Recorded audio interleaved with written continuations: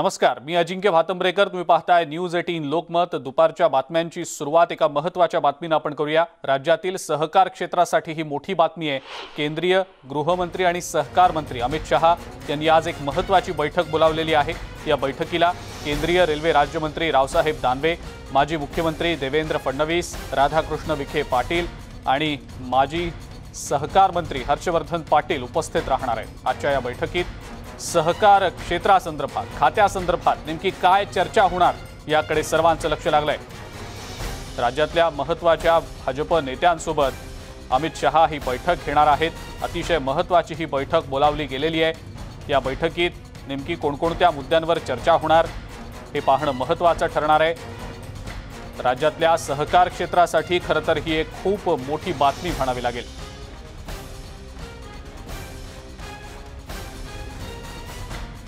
या बैठकीसाठी केंद्रीय रेल्वे राज्यमंत्री रावसाहेब दानवे, देवेंद्र फडणवीस, राधाकृष्ण विखे पाटील, हर्षवर्धन पाटील उपस्थित राहणार आहेत। सहकार क्षेत्राशी संबंधित नेमक्या कोणकोणत्या मुद्द्यांवर चर्चा होणार हे पाहावं लागेल। याच संदर्भातली अधिक माहिती आपण जाणून घेणार आहोत। आपले दिल्लीचे प्रतिनिधी प्रशांत लीला रामदास सध्या आपल्या सोबत आहेत। प्रशांत, राज्यातल्या सहकार क्षेत्रासाठी खरं तर ही एक खूप मोठी बातमी आणि खरं तर खूप मोठी बैठक आहे असंच म्हणावं लागेल। कोणकोणत्या मुद्द्यांवर ही चर्चा होणार आहे, सविस्तर प्रशांत त्याबद्दल काय सांगता येईल? अतिशय महत्त्वाची बातमी आहे। राज्यातील सहकार आणि सहकार क्षेत्रासाठी अतिशय महत्त्वाची बातमी आहे आणि सोबतच या बैठकीमध्ये केंद्रीय गृह आणि सहकार मंत्री अमित शहा यांच्या अध्यक्षतेखाली नॉर्थ ब्लॉकमध्ये उद्या सायंकाळी 4 वाजता ही बैठक होणार आहे। या बैठकीमध्ये हर्षवर्धन पाटील जे माजी सहकार मंत्री आहेत ते असतील, माजी विरोधी पक्ष नेते जे आहेत, सध्या विरोधी पक्ष नेते जे आहेत, माजी मुख्यमंत्री आहेत देवेंद्र फडणवीस ते असतील, याशिवाय केंद्रीय राज्यमंत्री ज्यांच्याकडे रेल्वे, कोळसा आणि खतांचं मंत्रालय आहे असे रावसाहेब दानवे असतील, याशिवाय राधाकृष्ण विखे पाटील असतील, यासारख्या मोठ्या सहकार क्षेत्राशी जुळलेले जे नेते आहेत हे सर्व नेते या उद्याच्या बैठकीत उपस्थित राहणार आहे। खास करून जर बघितलं राज्यातील साखर उद्योगावरती आलेलं संकट आणि सोबतच भारतीय जनता पक्षाच्या संदर्भात असलेले नेते यांच्या साखर कारखान्या संदर्भात राज्य सरकारने जे दुटप्पी भूमिका घेतली आहे त्या संदर्भात काही महत्त्वाचे निर्णय होणार आहेत, धोरणात्मक निर्णय होण्याची शक्यता आहे। सोबतच राज्यातील सहकार क्षेत्रासंदर्भातील काही महत्त्वाचे निर्णय उद्याच्या बैठकीतून होईल हे अशी शक्यता व्यक्त केली जात आहे। सोबतच ज्याबद्दलची माहिती मिळते की ज्या पद्धतीने राज्यात सध्या साखरेचा हंगाम सुरू झाल्यानंतरही अनेक ठिकाणी ज्या पद्धतीने राजकारण होते, खुद्द राजकीय पद्धतीनेच साखर कारखान्यासोबत वर्तणूक केली जाते असाही आरोप काही नेत्यांचा आहे, विरोधी पक्षांचा आहे। त्या संदर्भात देखील होऊ शकतं केंद्र सरकारच्या वतीने काही महत्त्वाची भूमिका किंवा धोरणात्मक निर्णय उद्याच्या बैठकीत जाहीर होण्याची शक्यता आहे। बिलकुल बिलकुल प्रशांत, धन्यवाद। सविस्तर माहिती आपण दिलीत त्याबद्दल। राज्यातले हे काही महत्त्वाचे भाजपचे नेते आहेत, सोबतच केंद्रीय रेल्वे राज्यमंत्री रावसाहेब दानवे देखील आहेत जे या बैठकीसाठी उपस्थित राहणार आहेत आणि काही महत्त्वाचे धोरणात्मक निर्णय होण्याची शक्यता व्यक्त होतीये। पुढची महत्त्वाची बातमी बघूया। मुख्यमंत्री उद्धव ठाकरे आणि राष्ट्रवादी काँग्रेसचे अध्यक्ष शरद पवार यांच्यामध्ये सह्याद्री अतिथीगृहावरची बैठक संपलेली आहे। तासाभराहून जास्त काळ ही बैठक सुरू होती। या बैठकीत ईडी, सीबीआय, एनसीबी या केंद्रातल्या एजन्सीजच्या कामकाजासंदर्भात चर्चा झाल्याची माहिती सूत्रांकडून न्यूज 18 लोकमतला मिळतेय। तसंच सध्याच्या राज्यातल्या राजकीय घडामोडींवर सुद्धा या दोन्ही नेत्यांमध्ये चर्चा झाल्याची माहिती मिळतेय। इतकंच नाही तर उद्धव ठाकरे यांनी दसरा मेळाव्यातल्या भाषणानंतर भाजप चांगलीच आक्रमक झाल्याचं दिसतंय, त्यावरही या बैठकीमध्ये चर्चा होत असल्याची माहिती आहे। या बैठकीमध्ये अजित पवार, जयंत पाटील, अनिल परब आणि आदित्य ठाकरेंसह इतरही काही नेते उपस्थित असल्याची माहिती मिळते।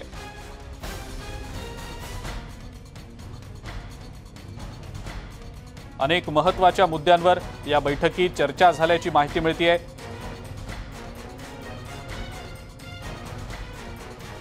राज्यातल्या निर्बंधांविषयी आणखी शिथिलता देण्याविषयीचा निर्णय कदाचित जाहीर केला जाऊ शकतो का, या अनुषंगाने देखील या बैठकीत चर्चा झाल्याची माहिती मिळते।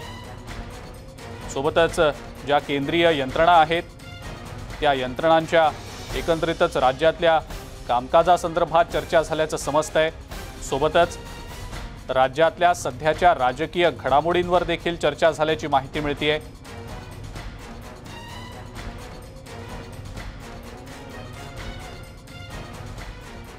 आणि याच संदर्भात आपण अधिक माहिती जाणून घेणार आहोत। आपल्या सोबत आपल्या प्रतिनिधी स्वाती आहेत सध्या। स्वाती, कोणकोणत्या मुद्द्यांवर ही चर्चा झाली आहे, कोणत्या निर्बंधांमध्ये शिथिलता येऊ शकते, काय सांगता येईल त्याबद्दल? खरं तर आपण बघितलं की आता या भेटीमध्ये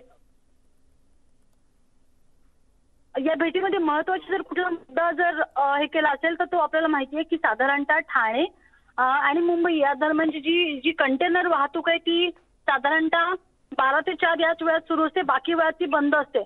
त्यामुळे विशेषतः जेएनपीटी मधून येणारी किंवा जेएनपीटी जाणारी जी वाहतूक आहे तर त्यावर फार मोठा परिणाम झालेला आहे। त्यामुळे या संघटनांनी पण मुख्यमंत्र्यांची भेट घेतली आणि त्याचबरोबर जे थिएटर मालक संघटना जी आहे त्यांनी पण मुख्यमंत्र्यांची भेट घेतली, कारण त्यांचं असं म्हणणं होतं की हे थिएटर सुरू करताना 50% क्षमतेने जर सुरू केले तर कोणतेही प्रोड्युसर फिल्म रिलीज करायला येत आणि म्हणून आमची मागणी आहे की अशा ही 50% मर्यादा आहे ती न ठेवता ती 100% केली जावी। आणि दुसरी महत्वाची मागणी म्हणजे प्रॉपर्टी टॅक्स माफ केला जावा, कारण साधारणतः 600 ते 800 कोटींचं नुकसान हे मागच्या 1.5-2 वर्षात झालेलं आहे। त्यामुळे साधारणतः याच्याबाबत प्रॉपर्टी टॅक्स मध्ये माफी मिळावी असं निवेदन घेऊन या दोन संघटनांबरोबर बैठक झालेली आहे। त्यामुळे यांच्याशी मुख्यमंत्री आणि पवार आणि बाकी इतर मंत्र्यांनी संवाद साधला आणि त्यांना सांगितलेलं आहे की योग्य तो निर्णय घेतला जाईल। आणि त्याचबरोबर या संघटनांचं असं म्हणणं होतं की जे सिंगल थिएटर्स आहेत, सिंगल स्क्रीन थिएटर्स ते मात्र सुरू होणार नाही आहेत। त्याचबरोबर मुंबईत जर दुसरी महत्वाची गोष्ट आपण बघितली की आज टास्क फोर्सची बैठक आहे। टास्क फोर्सच्या बैठकीनंतर महाराष्ट्रामध्ये अनेक गोष्टींबाबतची शिथिलते संदर्भात ही चर्चा होणार आहे। कारण आपण बघितलं की मुंबई महानगरपालिकेनं मुंबई उच्च न्यायालयात असं लिहून दिलं होतं, सांगितलं होतं की मुंबईत तिसरी लाट येणार नाही आणि याचाच अर्थ असा आहे की मुंबई आता जनजीवन पूर्णपणे सामान्य व्हायला मोकळी झालेली आहे। असं असतानाही दसरा आणि दिवाळीच्या पार्श्वभूमीवर अजूनही रेल्वे सुरू नाहीये, हॉटेल्सना अजूनही बंधनं आहेत, मल्टिप्लेक्स थिएटर्सना बंधनं आहेत आणि त्याचबरोबर कर्मचाऱ्यांना पण बंधनं आहेत। कारण आपण बघितलं की सिंगल डोस घेतलेल्यांची संख्या एकट्या मुंबईत 97% इतकी झालेली आहे। म्हणजे कितीतरी लोकांना अजूनही डबल डोस मिळालेला नाहीये किंवा दुसरा डोस मिळाला नाहीये। या पार्श्वभूमीवर महत्वाच्या गोष्टींबाबत आज चर्चा होऊ शकते आणि कदाचित 1-2 निर्णयही आज घेतले जाऊ शकतात। बिलकुल स्वाती, आणि काही राजकीय मुद्द्यांवर देखील या बैठकीमध्ये चर्चा झाल्याची माहिती मिळते। साहजिकच आहे, आपल्याला सगळ्यांना माहिती सगळ्यात मोठा जर मुद्दा कुठला असेल तर तो आहे महाविकास आघाडी सरकार वर केंद्र सरकारनं म्हणजे भाजपनं ज्या पद्धतीनं कारवाई सुरू केलेली आहे विविध मंत्र्यांवर आणि एकूणच परिस्थिती पाहता या संदर्भात की कारण आपण जर बघितलं की दोनही पक्षांनी आता सरळ आक्रमक भूमिका घेतलेली आपल्याला बघायला मिळते आणि त्यामुळे चर्चेचा हाही एक महत्वाचा मुद्दा होता की कशा पद्धतीनं साधारणतः पुढे जायचं ही स्ट्रॅटेजी तर असणारच आहे सरकारची। कारण कदाचित येणाऱ्या काळामध्ये केंद्र सरकार किंवा मग भाजपाकडनं कदाचित असंही होऊ शकेल की या कारवाया ची संख्या जी आहे ती अधिक वाढू शकते। पण मग सरकार म्हणून किंवा पक्ष म्हणून हे तीनही कसे दोन्ही पक्ष कसे सामोरे जातील या संदर्भातली स्ट्रॅटेजी बाबतही चर्चा झाली असण्याची शक्यता आहे। बिलकुल स्वाती, धन्यवाद सविस्तर माहिती आपण दिलीत त्याबद्दल। पुढची बातमी बघूया। आर्यन खान प्रकरणातील वादग्रस्त पंच किरण गोसावी याच्या अडचणींमध्ये वाढ झाली आहे। किरणची पार्टनर शेरबानू कुरेशी हिला पुणे पोलिसांनी मुंबईतल्या गोवंडीमधून अटक केली आहे। मलेशियामध्ये नोकरी लावण्यासाठी 3 लाख रुपये घेऊन अनेकांची फसवणूक झालेली होती। या प्रकरणी तिला अटक करण्यात आल्याचं समजतंय। थोड्याच वेळात तिला कोर्टात हजर करण्यात येणार असल्याची देखील माहिती मिळते। याच संदर्भातली अधिक माहिती आपण जाणून घेणार आहोत। अजित मांढरे आपले प्रतिनिधी आपल्या सोबत आहेत सध्या फोन लाईनवरनं। अजित, किरण गोसावीच्या पार्टनरला अटक करण्यात आलेली आहे पुणे पोलिसांकडून, काय सांगता येईल त्याबद्दल? अजिंक्य, 2018चं हे प्रकरण आहे।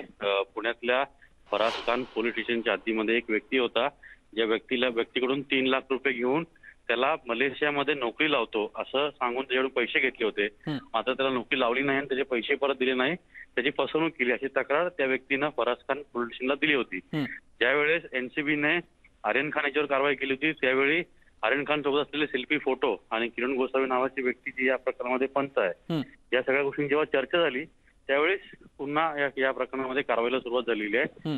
पुणे पोलिसांनी मुंबईतल्या गोवंडी येथून तिला अटक केलेलं आहे. शेर बानो असं तिचं नाव आहे आणि आता तिला थोड्याच वेळात कोर्टात हजर केलं जाईल. 2018चं हे प्रकरण आहे अजिंक्य. बिलकुल अजित, धन्यवाद. आपण ही जी सविस्तर माहिती दिली त्याबद्दल. किरण गोसावी याच्या पार्टनरला अटक करण्यात आलेली आहे. नोकरी लावण्यासाठी खरं तर 3 लाख रुपये घेतले गेलेले होते. फसवणूक झाली होती अनेकांची आणि त्या अनुषंगानं ही कारवाई पुणे पोलिसांकडून करण्यात आलेली आहे.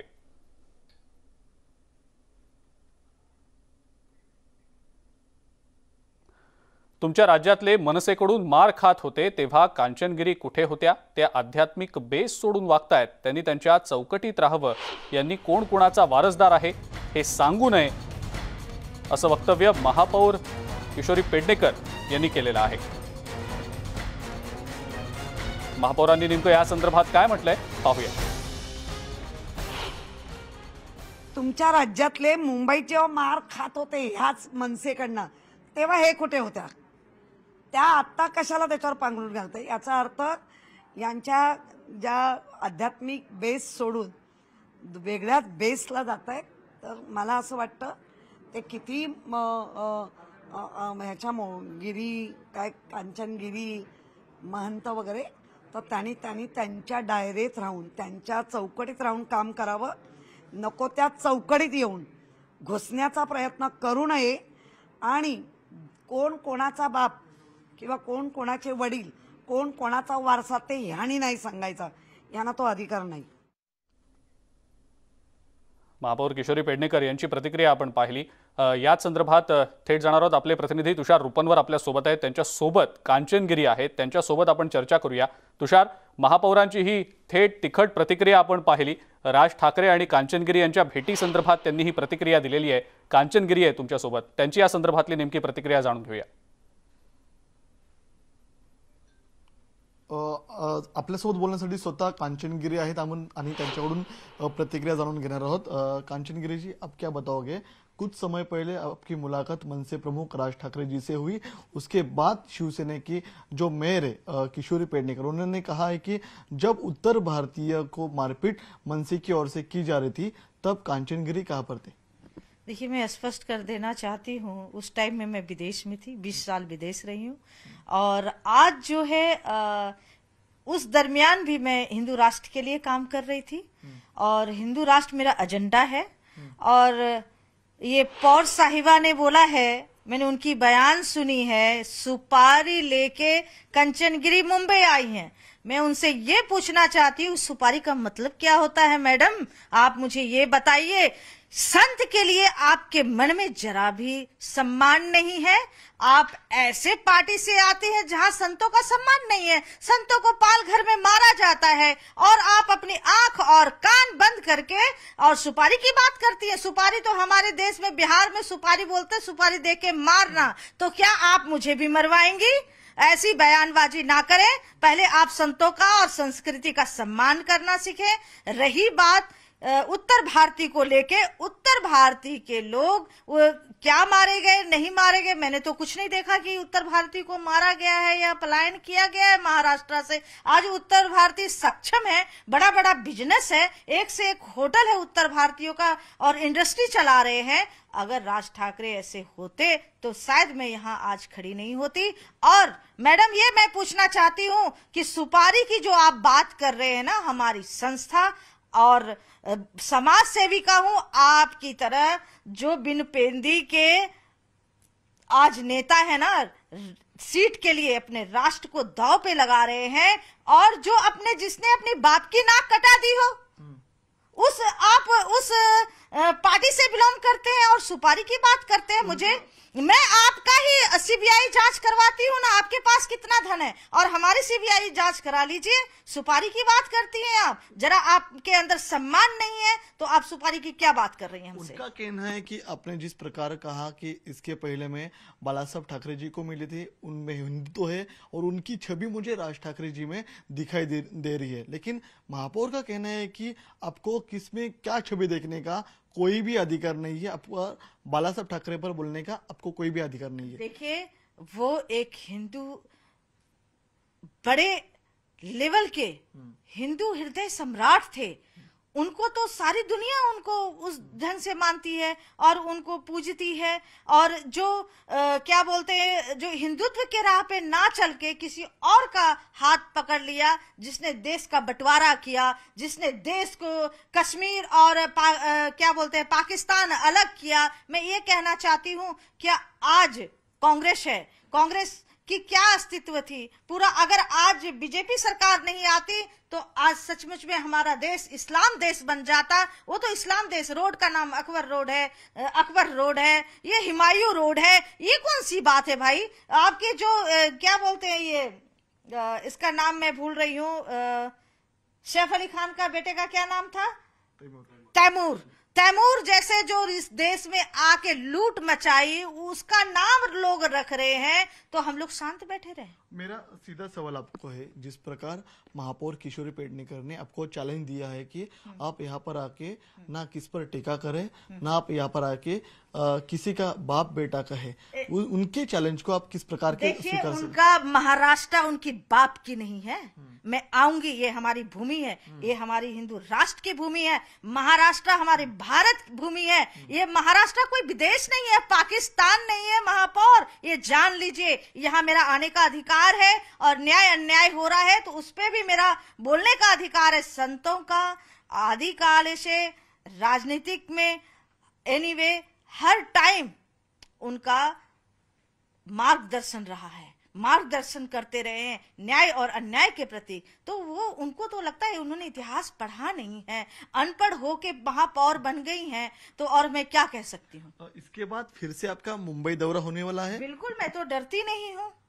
मैं जब मुझे आतंकवादी लोग मुझे चैलेंज करते हैं, मैं वहां खड़ी होती हूँ। एक छोटी सी हस्ती है महापौर, मैं उससे क्या डर जाऊंगी, जिसके दिल में संतों के प्रति जरा सा भी सम्मान नहीं है, तो मैं उसकी बात की कोई वैल्यू नहीं देती हूँ। उनका कोई अस्तित्व नहीं है। जब पालघर में इतनी बेरहमी से हमारे संत हमारे अखाड़े के मारे गए, तब ये महापौर साहिबा कहाँ थी, मैं ये उससे पूछना चाहती हूँ। तब वो बोल रही है कि आके यहाँ मुंबई में इस तरह से करने का नहीं। अरे हम लोगों को अपने संतों को मरते हुए देख लें और आपको कुछ ना बोले हम।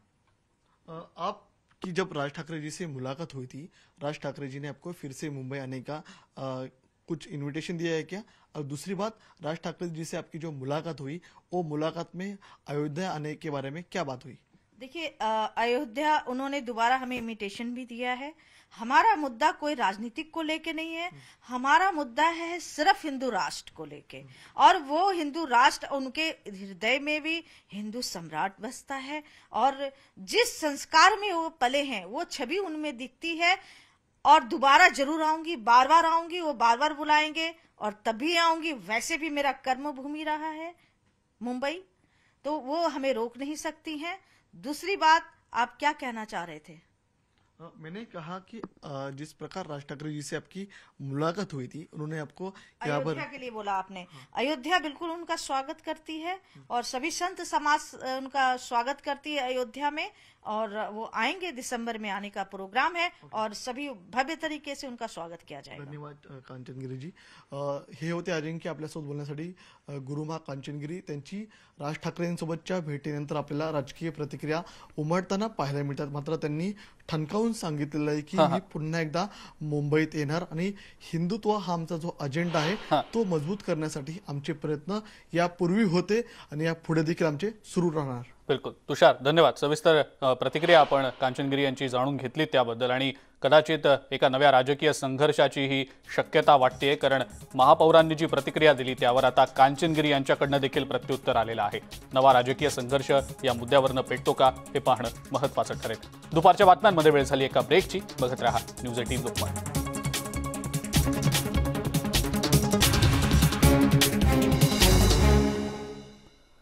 ब्रेकनंतर आपल्या सगळ्यांचं पुन्हा एकदा स्वागत. मुंबई महानगरपालिकेनं सफाई कामगारांसाठी बांधलेल्या घरांमध्ये 1800 कोटी रुपयांचा घोटाळा झाल्याचा आरोप भाजपनं केलाय. सफाई कामगारांना मालकी हक्काची घरं देण्याऐवजी कंत्राटदारांचे खिसे भरण्याचं काम सुरू आहे असा आरोप करण्यात आलेला आहे. सफाई कामगारांना कायमस्वरूपी हक्काची घरं मिळाली पाहिजेत, पण सत्ताधारी शिवसेना आणि काँग्रेस, राष्ट्रवादी आणि समाजवादी हातात हात घालून भ्रष्टाचार करतायत असा आरोप केला गेलेला आहे. सफाई कामगारांच्या घरांच्या प्रश्नी कोर्टात जाणार असल्याचंही भाजपतर्फे आता सांगितलं गेलंय।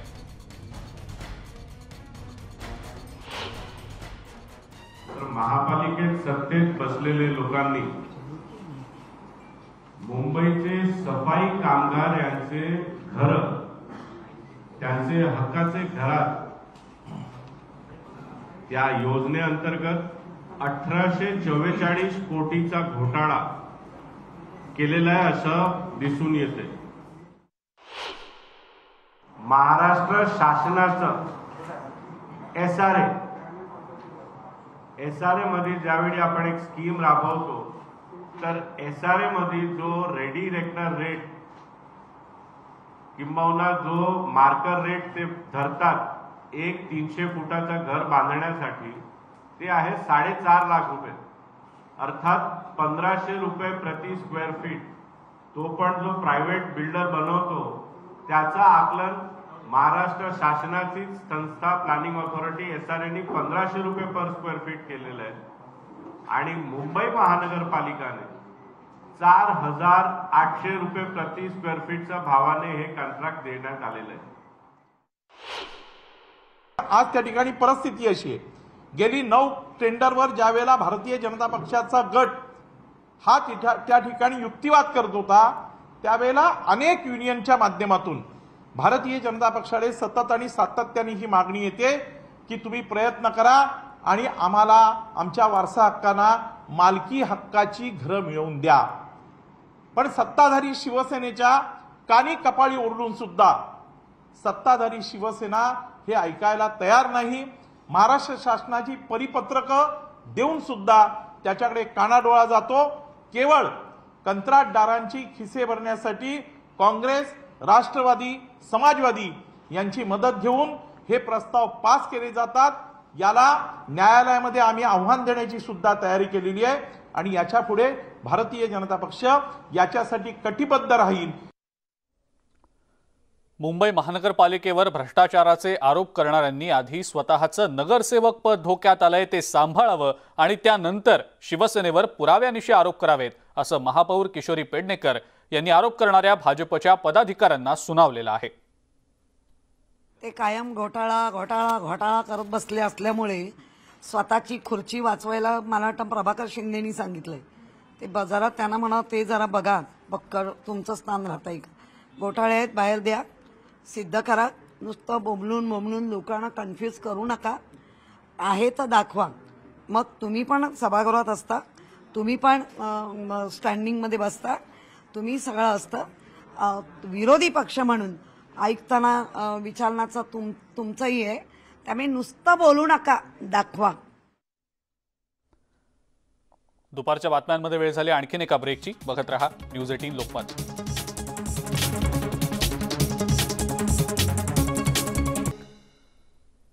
ब्रेकनंतर आपलं सगळ्यांचं पुन्हा एकदा स्वागत। नागपूरमधील आरोग्य विभागाची परीक्षा देणाऱ्या विद्यार्थ्यांनी नागपूर हे परीक्षा केंद्र मागितलं असता त्यांना अहमदनगर केंद्र देण्यात आलं। याबद्दल विद्यार्थ्यांनी कारण विचारलं असता अहमदनगरमध्ये नागपूर नावाचं गाव असल्यानं तुम्हाला अहमदनगर केंद्र देण्यात आल्याचं धक्कादायक उत्तर त्यांना दिलं गेलं। सोबतच वर्ग क आणि वर्ग ड च्या परीक्षा या इंग्रजीत घेण्यात येणार असल्याचीही माहिती मिळतेय। त्यामुळे विद्यार्थ्यांना धक्का बसलाय। नागपूरच्या विद्यार्थ्यांना नाशिक, पुणे, मुंबई या ठिकाणची केंद्र देण्यात आल्यानं या विद्यार्थ्यांना मनस्ताप होतोय।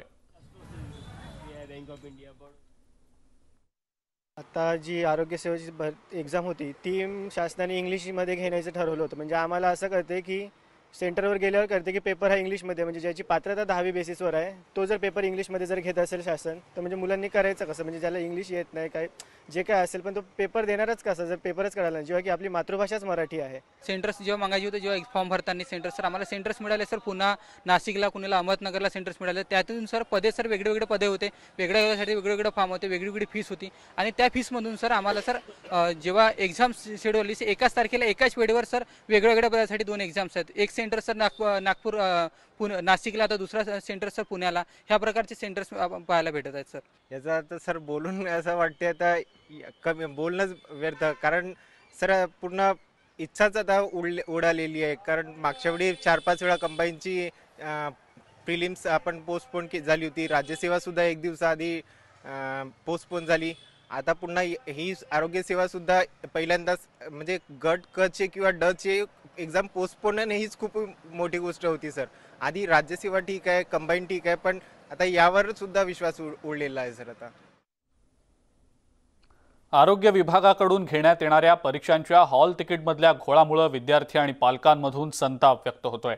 सरकार विद्यार्थ्यांच्या भवितव्याशी खेळत असल्याचा आरोप पालकांनी केलाय. माझं पहिलं सेंटर औरंगाबादला आलतं आणि आत्ताचं सेंटर लातूरला आलेलं आहे. एकदम आम्ही औरंगाबादच्या स्टेशनला गेल्यावर कळते की एक्झाम आमची कॅन्सल झालेली आहे. एक तर कोरोनाच्या आर्थिक संकटामुळे एक तर जाण्याचे एक तर हे होते, तिकीट वगैरे सगळं, राहण्याचा खर्च येतोय. ते तिथं गेल्यावर कळते एक्झाम कॅन्सल. एक तर 24 आवर्स पहिले त्यांनी सांगायला पाहिजे तुमची एक्झाम कॅन्सल आहे, तुम्ही जाऊ नका, काही नका. आता लातूरचं सेंटर आले, एक्झाम होणार आहे, काही पण कॅन्सल होणार आहे, ते पण कळत नाही. ग्रुप सी साठी फार्मसी ऑफिसरचा पेपर फॉर्म भरला होता. मागच्या वेळेस माझं सेंटर 25 सप्टेंबर रोजी रद्द झालेल्या एक्झामसाठी PS college of engineering Aurangabad आलं. यावेळेस सेंटर जळगाव जिल्ह्यामध्ये आलेलं आहे. आज जर पाहिलं माझ्या मुलीविषयी बोलायचं जर झालं तर मला तिला कुठल्याही प्रॅक्टिस करण्यासाठी तिला बराच त्रास झालेला आहे. तरी पण आम्ही आमच्या अडचणीनं त्या मुलीला सोडवलं तिथपर्यंत आणि तिची तयारी करून घेतली. पण बऱ्याच वेळेस परीक्षा रद्द होणे किंवा शासनाचे प्रशासनाचे किंवा ज्या संस्थेला कॉन्ट्रॅक्ट दिलेला आहे यांचं सावळा गोंधळ जो आहे याच्यामुळे पालकावर आणि विद्यार्थ्यांना खूप मोठ्या प्रमाणामध्ये त्रास होत आहे. यावर राज्य शासनानं उपाय म्हणून MPSCच्या धर्तीवर गट क आणि गट ड संवर्गासाठी एक वेगळं मंडळ, वेगळं आयोग स्थापन करावं आणि त्या माध्यमातूनच स्पर्धा परीक्षा घ्याव्यात, जेणेकरून विद्यार्थ्यांचं नुकसान न होता विद्यार्थी नैराश्याच्या गर्तेत सापडणार नाही, विद्यार्थ्यांचं आर्थिक नुकसान वारंवार होणार नाही, याकरिता शासनाने ही माझी मागणी मान्य करते. महामारी होती, सर्व लोकांचे व्यवसाय रस्त्यावर आलेत आणि कुठंतरी ग्रामीण भागात काम करणारा शेतकरी आहे ज्या एकरामध्ये 3000 एक उत्पन्न त्या शेतकऱ्याला मिळत नाही. तो मुलगा पेपरला गेला होता आणि पेपरला गेल्यावर त्याला कळलं ही परीक्षा कॅन्सल झाली आणि ही परीक्षा कॅन्सल झाल्यावर पुन्हा शासनाने 1 महिन्याचा कालावधी घेतला. मात्र या शासनाने ज्या कंपनीकडे हा कारभार दिला ती कंपनी न्यास या अगोदर भ्रष्ट यादीमध्ये ती समाविष्ट असताना देखील त्याच कंपनीला या शासनानं महत्त्वाची गोष्ट हा परीक्षेचा कॉन्ट्रॅक्ट देऊन पुन्हा विद्यार्थ्यांचं भवितव्य खराब केलं, एवढंच मला म्हणावं लागेल. आणखीन एका ब्रेकची वेळ झाली आहे. बघत रहा दुपारच्या बातम्या.